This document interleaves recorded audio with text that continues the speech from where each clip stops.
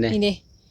เป็นโตรักแด้พี่น้องจับอยู่แบบนี้แล้วก็เฮาอยากเด็ดเอาเป็นโตก็ได้แต่ว่าเฮานั่นสิเอาแบบทางใบไม้นำมันจังบ่หมุนแม่นมันสิบ่แตกง่ายนี่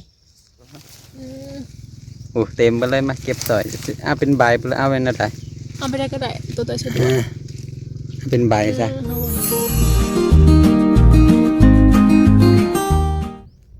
โอ้โดยสบายดีเด้อพ่อแม่พี่น้องเบิดสุขุสุขคนเด้อมาพบพ่อกับน้องลาตรีเด้อพี่น้องพบพ่อยามสวยๆพี่น้องพอดีเข้าป่ามื้อนี้พี่น้องเข้าหอบแรกได้บ่หลายพี่น้องอยากกินขั่วเนาะมาเก็บตัวดักแด้คือเก่าพี่น้องสำหรับผู้ย่านก็ขอโทษน้ำหลายๆเนาะแต่ก็บ่เป็นตาย่านดอกพี่น้องสำหรับเฮานี่นะแซ่บพี่น้องแล้วก็มักกินเนาะแต่บางบ้านก็อาจจะบ่มีพี่น้องแล้วก็เพิ่นบ่เคยเห็นเพิ่นก็ย่านเนาะมันก็สิเป็นตัวบ่งแล้วก็กลายมาเป็นตัวดักแด้พี่น้องบ้านเฮาสิเอิ้นว่าดักแด้แต่ว่าฝั่งไทยเพิ่นสิเอิ้นนอนผีเสื้อบ่พี่น้องแบบนี้บ่เนาะแล้วก็เอาไปขั่วกินนะพี่น้องขั่วแล้วเฮาก็ใส่น้ำมันนี่แซ่บสิลองเบิ่งว่าสิมีหลายหรือบ่เนาะตอนนั้นนะฮะกับใบเหียนแล้วก็ฮะกับเป็นตัวบ่งบ่ฮู้ว่าสิมีหรือบ่สิมาเก็บเบิ่งก่อนพี่น้องเอาไปขั่วเนาะแซ่บอาหารพื้นบ้านพี่น้องตามป่าผักขี้เหล็กเนาะมันอยู่ทั่วไปเลยพี่น้องบ่แม่นใบผักขี้เหล็กก็อยู่ตามใบไม้อีหยังหั่นแหละเนาะเดี๋ยวไปเบิ่งก่อนว่าสิมีบ่เนาะนี่พี่น้องเขาเปิดภาพมาจ้ะมาอยู่ในต้นนี้เลยพี่น้องมันอยู่ทั่วไปเลยเนาะแต่ว่าเขาเห็นอยู่เดี๋ยวสิเอาลงมาเบิ่งก่อนใหญ่พอขั่วอยู่บ่เนาะไม่ใส่เนาะบัดนี้มาเมื่อหน้าก็เอาในต้นอันนี้ได้หลายเอาลงมานี่ได้หนึ่งเห็นแล้วมันอยู่แบบนี้แหละพี่น้องมันบ่หลายถ้าว่าหลายนี่ก็สิเห็นผักนี่มันกำลังเริ่มเป็นเนาะว่าแล้วจ้ะมีอีกแล้วมีหลายตัวอยู่เลยมันบังเนาะมันบางมันเป็นหมึกเขียวคือกับใบไม้เลยแล้วมันหายากเอาขึ้นไปก่อนมันจะเห็นอย่างมันที่ย้อนลงมาปาดกันตัวหนึ่งตัวนี้ก็ใหญ่เติบมันจะเป็นแบบนี้แหละพี่น้องขั่วนี่แซ่บเท่าไหร่ขั่วกินใส่ให้เป็นไข่ไปขูดเอาขืนไฟแล้วก็เห็นอีกแล้ว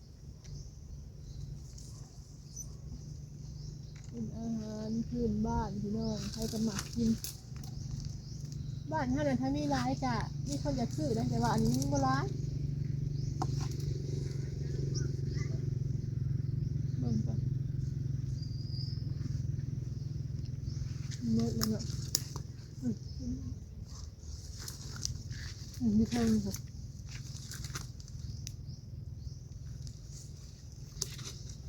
ในใบตัวนี้นี่พี่น้องนี่จะเป็นใบพักเล็กเลยแต่ว่าต้นนี้มันใหญ่อันนี้มี2 ตัวใส่นะเด่นนี่อยู่ปลาหิบปลายพอนี่2 ตัวพี่น้องใกล้ๆกันเลยเป็นตัวดักแด้แต่ว่าเพิ่นสิขั่วขายตามงานบุญน่ะสิมีเดโตอันนั้นเอาเพิ่นเอิ้นว่าหยังด้วงหยังด้วงหยังเนาะเป็นขายเป็นจานเป็นถ้วยมีแต่คือเห็นแต่มอนแม่นบ่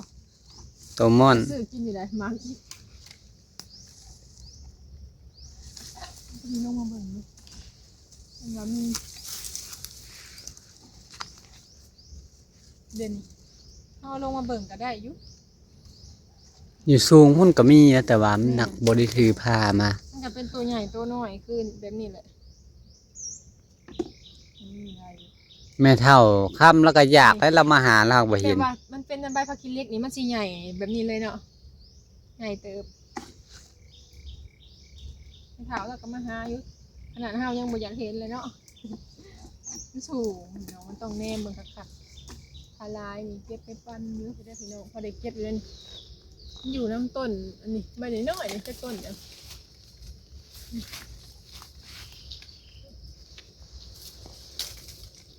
เก็บให้พ่อครัวกินนี่เป็นใบอยู่น้ำตามนี่เลยเห็นปะนี่กับบอลละตัว2 ตัวเนี่ยก็มีผู้มาเก็บเลยอยู่นะมันก็เลยยังบ่ทันได้ลายใครก็มาเก็บเนาะมากินดิ เห็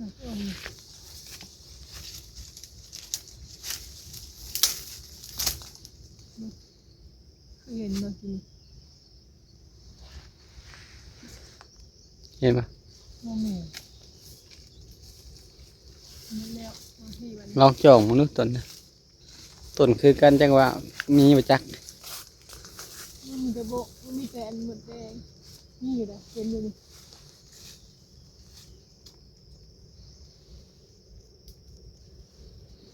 น้องหมุดเด้อทางหลังนะห้ามักใหญ่ หมดแดงเหรอ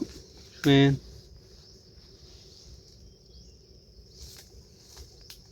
เนมหาตามต้นพักกิเล็กกับโบเห็นไปเบิ่งกันเนาะเห็น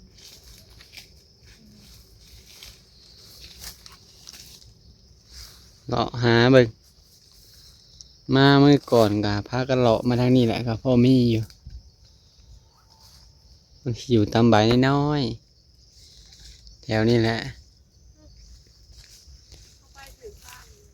ถึกได้นี่ล่ะนี่แต่ว่าเพิ่นมันตัดต้นขี้เล็กนี่ลง บอก แม่นนี่เพิ่นตัดต้นขี้เล็กลงก็เลย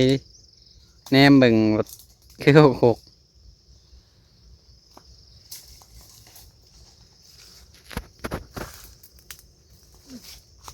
เห็นบ่ กินตัวเดียวเบิ่งในใบอันนี้พักกิเล็กกับโบเห็น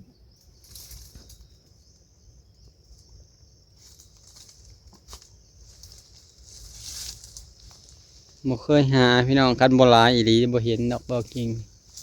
บ่เคย นี่มัน หา แลก็บ่เห็น เคยกินอีกเนาะเราเห็นอยู่ตัวนั้นตัวเดียวมันอยู่ มานั่งมึง น้อยแล้วเนาะ กะคักก็สิเห็นอยู่ดอกหลาย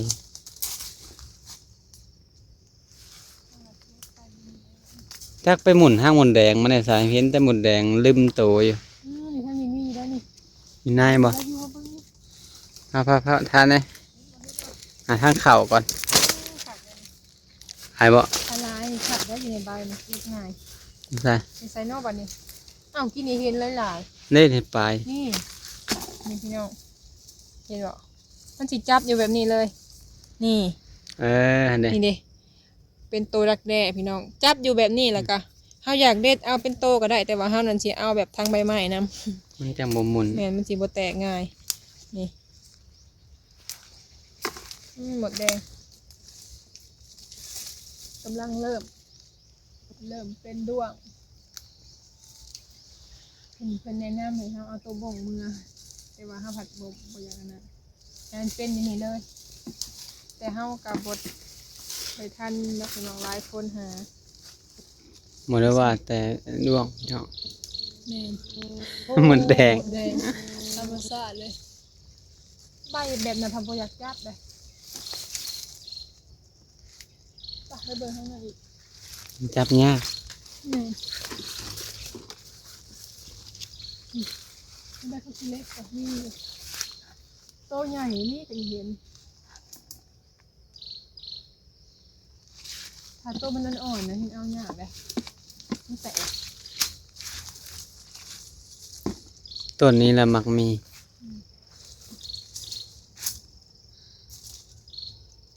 เห็นมีตัวนี้ก็มีผู้หาคือกันเห็นแหละเนาะเป็นละมือเลย มี เห็นละสองโต หาพอได้กิน สูง เคยกินแล้วก็คิดอยาก มันเอาอันนี้บ่เทิงพอกินเล็ก กูเคยกินแต่ยังน้อยเด้ เทิงเลย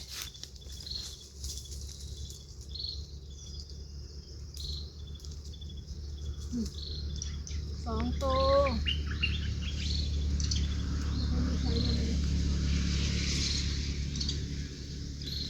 ป่านี่เพิ่นสิเข้ามาหาของอยู่ของกินพี่น้อง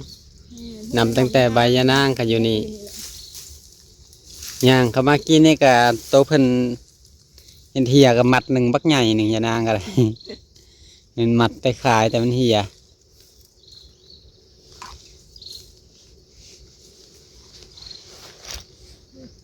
ไม่มีน้องพูดไม่มีอยู่ อยู่ปลายวะ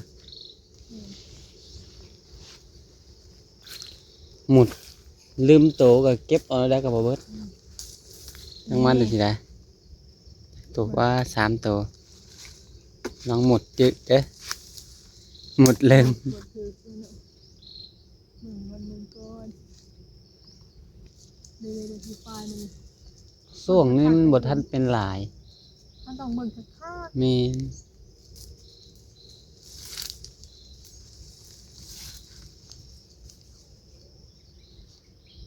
ตัวยังเห็นอยู่ตัวหนึ่ง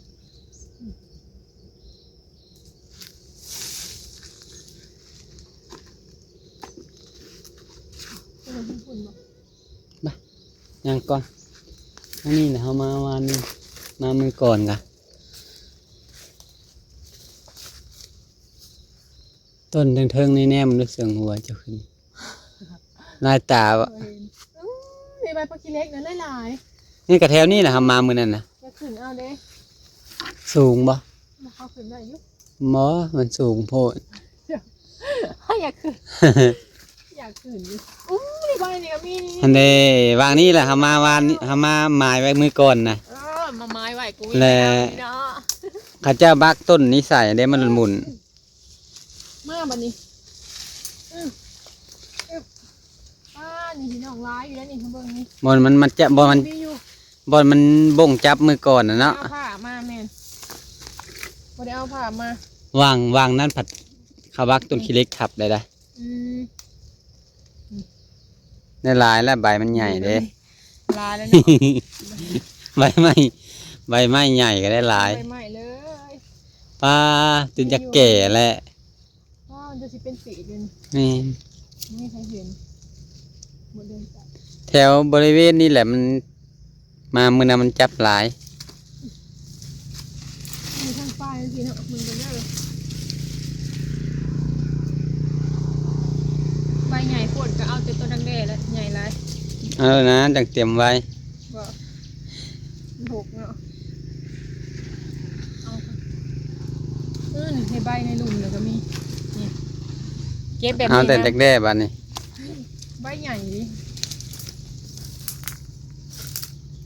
เห็นแหละพี่น้องนี่ในใบนี่ก็มีได้ ตัวหนึ่งมันอยู่ตรงตามมัน นั่น เด็ดๆก็มีนี่2-3ตัวปุ๊บ นั่นถ้าได้เบิดได้ต้นมันจะจองลงนี่ ย่างบ่ ย่างนั่นดิ เนาะเด็ดข้างบนเห็น ทางเทิงพวกยังอยู่พวก อืม ยังหลายโตอยู่เด้อเดี๋ยว ไม่เขียวคือกันเนาะอะไรบ่อยากเห็น ป้ายังบักหลายยังไง บ่ นี่ แป๊บนึง เนี่ยก็ไปเห็น5-6โตพุ่นได้ อยู่เถอะ ว้าผู้ป้ายังเต็มอยู่อันนี้ เอ้าบ่ได้เห็นไหน ป้าตัวทางเทิงผู้ยังหลายงานนั่นแล้ว เต็มเลย มันบ่มีวางฮักนี่หรอกเบิดนี่นะ อ่าเนี่ยเพราะว่าเต็มอยู่ พี่ ไม่เห็นปุ๊ โอ้ทางหนุ่มก็มี ตรงนี้ผู้ อืม โอ้เต็มไปเลยมาเก็บสอยเอาเป็นใบไปเลยเอาเป็นอะไร เอาไปได้ก็ได้ตัวสะดวก เอาเป็นใบซะ เขาบ่เห็นเอาแบบนี้มันก็อยากแตกแล้วก็อยากขาดอืมอ้าวมาเบิ่งคิดว่ามีคนเก็บแล้วเนาะใครแต่ว่าย่างนี่ ใส่ดู พอดีขวดกินเท่าหนึ่งทั้งอายเพิ่นก็อยากเลยนี่ ตัวนี้อ่อนบ่เนี่ย อ๋อ เนี่ยตัวนี้ อะไร เนี่ยเห็นบ่ เห็นอยู่พอดีตัวนี้จ้ะ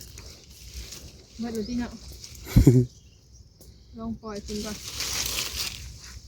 นี่ในส่วนผักชีเรียกนี่นะหลายเบิ่งอยู่หลุมก่อนเนาะนี่ต้นอะไรก็มี ต้นใดมีใบได้ยางครับไปหาเลย ค่อยๆด้วยนะเด็กเห็นอยู่โอ้นี่ต้นนี้ก็หลายเลยหลายพี่น้อง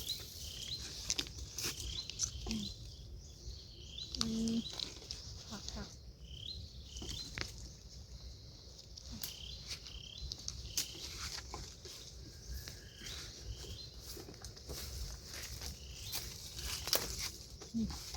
นี่ในต้นอันนี้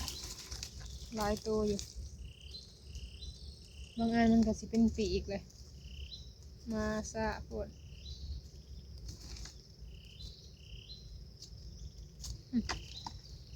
เอาเก็บเลย ามันแข็งก็สิเก็บเป็นโตแบบนี้แหละหมักกิน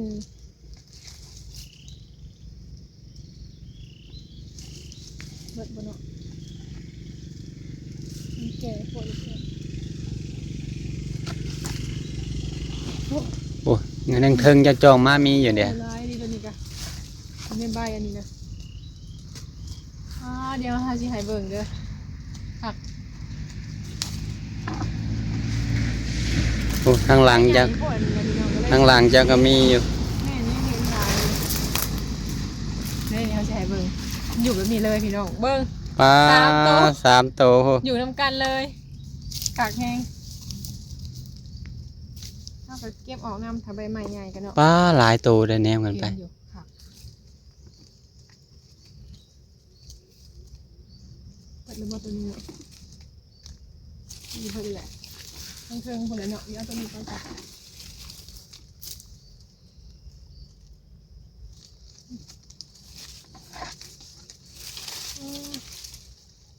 หวานอยู่เลยเครื่องกับมีนี่ลงมาแบบนี้เลยเนาะ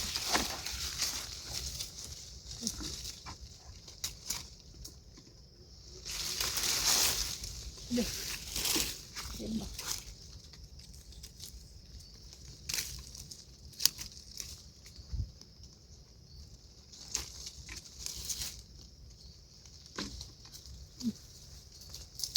ที่เขากับโบเห็นอยู่บางกัน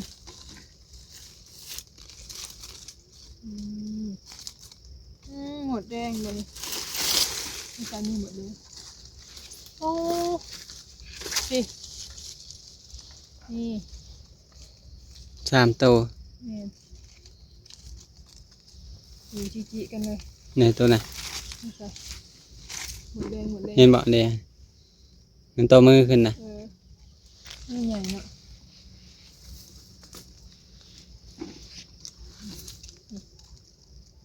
เอาบุญเหลือง แถวลุ่มใบต่ำๆเขียวๆเขาเจ้าว่ามี นางเบิ่ง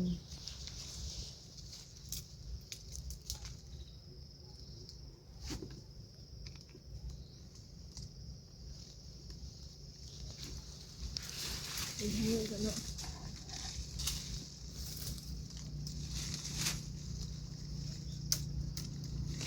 โอ้โหน่าผิดอ่ะมีลายอยู่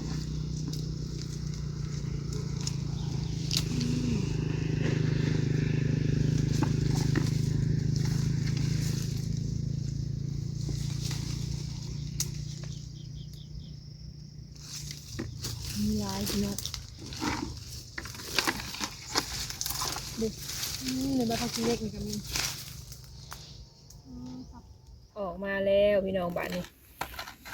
บักแด้ถ้าโบฟ้าวไปเวียกนี่เก็บโดนกว่านี้แหละพี่น้องอันนี้เขามีเวียกไปเนาะเขากระเด็ดออกแบบนี้เนาะเห็นไหมเด็ดออกจากใบไม้มันสิเป็นใยแบบนี้เลยหัวกินผู้เดียวอิ่มแล้วพี่น้องเก่งลองวะ บางคนบ่เคยกินแต่แพร่เลย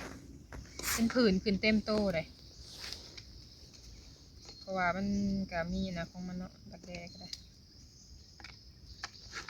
ผู้บ่เคยกินหั่นนะมันก็แพ้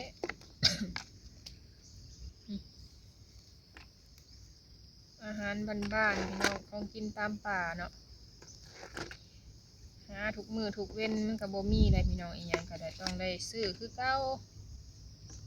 คือผักขี้เหล็กนี่ช่วงอันยามฝนตกนะเพิ่นก็หามาให้กินเนาะกินแล้วก็เจ็บท้องแม่ตู้เพิ่นเคยแกงกินพี่น้องเวลาฝนตกแล้วไปเจ็บหั่นนะเจ็บท้องเบิดคืน มันเจ็บท้อง แบบว่ามันฝนตกใหม่แล้วครับไปเด็ดมาอันต้มหั่นนะบ่ได้เนาะอาหารธรรมชาติอยู่แต่มันก็มีพิษคือกันช่วงนี้ก็บ่มีหน่อไม้หน่อมันหน้าฝนเนาะมีแต่ผักขี้เหล็กแล้วก็ตัวดักแด้พี่น้องยามนี้นะแต่มันยังเป็นบ่หลายกำลังเริ่มแล้วก็อันที่มันเป็นก่อนนะเฮาบ่เห็นมันก็เป็นอันแมงกระเบื้อเนาะมันกลายเป็นแมงกระเบื้อ เป็นแมงกระเบื้อปีกสีขาวๆเนาะ แม่นเอาไปเจ็บออกต่างหาก แต่สำหรับผู้อยากเก็บง่ายๆก็เก็บมันแต่โตมัน ข้าวผัดยานมันขาดจากกันมันยังน้อยนะเคยกินทอดบงกะเล่นเพื่อใดทอดใส่น้ำมัน ป้า ฟูขึ้น กล้ากินเสย กินเบิด มันเป็นอันใด แต่อยะโอ้กระแซบมันนะเนาะน่ะอันโตจิโกะยังกินเพิ่นเอิ้นว่าอิหยังก็บ่ฮู้แล้วเนาะ โอ้จีโกะนะ ตัวยังน้อยแบบเฮาบ่ได้ฮู้จัก ครับ เลยแบบ บ้านเฮาเอิ้นขี้โกะ เพราะว่ามันก็อยู่ตามป่าตามดงหั้นนะ มันก็กินได้แหละอันเดียวกับขี้กระปอมนะคล้ายๆกัน มัน ไปขั่วก็แซ่บอยู่ อันนั้นมันปกติอยู่แล้วนั่นน่ะ แต่ เป็ บ น งกะ กิน เล่นนี่บ่โอเคว่ะ แม่นมองกะเล่นนี่บ่โอเค มันบ่มีแนวกินเนาะ แล่นมองกะเล่นนี่ ก็เลยว่ากินไปโอ้โหฮอดตลาดพี่น้องช่วงยังน้อยเนาะอยู่แบบนี้แหละธรรมชาติแบบนี้แหละนี่ได้หลายเติบเลย ป๊าดโต นี่ ใช่เบิ่งดูโห ก็ข้าวไปนี่ก็โอ้เก็บเป็นหลายเติบแล้วนี่ ใช่นะเบิ่งดูโอ้เวลาเติบครับอิ่มผู้หนึ่ง บักแดงขั่วแล้วก็ใส่หัวจิ้งไข่ยังไงเลยมันตัดความคาวให้มันหอม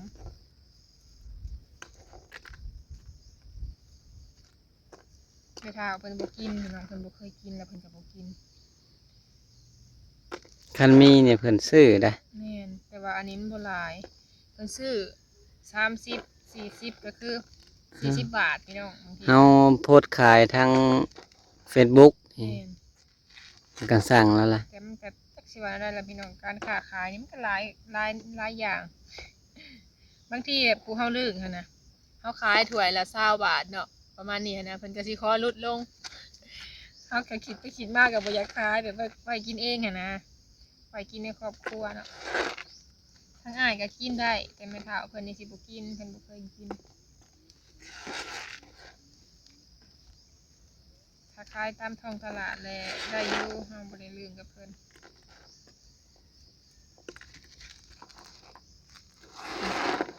แล้วแหละคักอลิมน้องมีตัวใหญ่ๆเลยตัวดักแด้ขัวเด้อพี่น้องแซ่บใครมักกินคือเฮานี่ถ้าบาดนี้พี่น้องเอ้ยสิมื้อแหละข้าวพี่น้องมีเวียงไปเฮ็ดอีกเนี่ยอีกเนาะมากินเทื่อหนึงก็พอแหละมีโอกาสจะมาเก็บใหม่เนาะ